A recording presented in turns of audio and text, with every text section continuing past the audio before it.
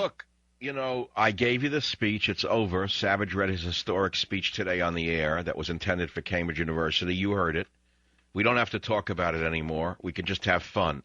We can talk about things that would appeal to the Oprah listener. We can talk about sports, the boy in the balloon, stuff that appeals to the Society of Professional Journalists. You don't want to hear about the other news of the day, but I'll tell you what, I'll read a little bit of it. Here are some of my headlines from my website. Congress steals dollars from troop funds for ammo for Kennedy Library. Did you hear that one? Oh, didn't make it to your local paper? That's right. It came out in the Washington Times, though.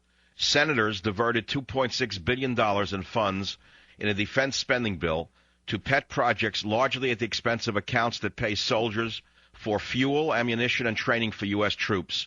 And by the way, $50 million of it went to the Kennedy Library. Can you believe what's going on? Can you believe what's going on in your nation? Have you ever seen a meltdown like this in your lifetime? And this goes across the aisles, by the way.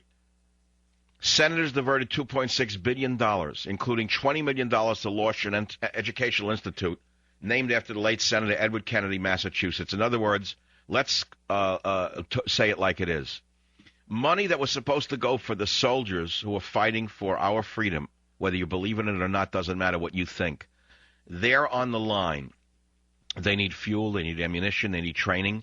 The money was diverted, I would call it stolen, by a distinguished ladies and gentlemen in the Senate and in the Congress. $20 million of it went to the Kennedy Institute. Now, you know about earmarks, don't you? Well, we heard about them for years, and we heard that Obama would eliminate them, didn't you? Remember the speech he gave? Remember Hussein Obama? He's going to eliminate earmarks? Are you ready for this one? A former Senate staffer who worked on defense funding for both Republicans and Democrats said this: in 30 years on Capitol Hill, I never saw Congress mangle the defense budget as badly as this year. Mangle? Are you kidding me? Senator Tom Coburn, an Oklahoma Republican, called the transfer of funds from Pentagon operations and maintenance a disgrace. So there's your nation now under the most honest administration in history.